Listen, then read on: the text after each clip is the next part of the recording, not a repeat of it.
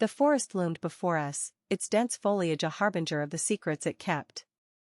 Our group of friends had ventured in, seeking adventure and a chance to bond over a weekend of camping. As we delved deeper into the woods, the atmosphere grew thick with an eerie feeling, as if the trees themselves were watching our every move. It was then that we stumbled upon an ancient ritual site, the remnants of a long-forgotten civilization. The air was heavy with the weight of history, and we couldn't help but feel a sense of reverence for the land. As night began to fall, we huddled around the fire, swapping stories and trying to lighten the mood. But the darkness seemed to press in around us, making us feel like we were being slowly suffocated. It was then that we heard the whispers, a soft rustling of leaves that seemed to carry a warning. We tried to brush it off as the wind, but deep down, we knew it was something more.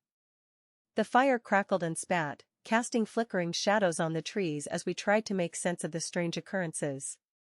One of our friends, Sarah, became increasingly agitated, her eyes fixed on the ritual site with an unnerving intensity. She began to speak of an ancient pact, one that required a sacrifice to appease the land.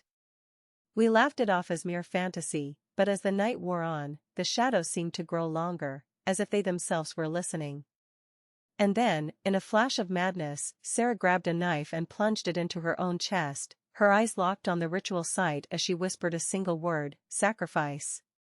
As we stood there, frozen in horror, the forest seemed to grow quiet, the whispers ceasing as if they had been waiting for this moment.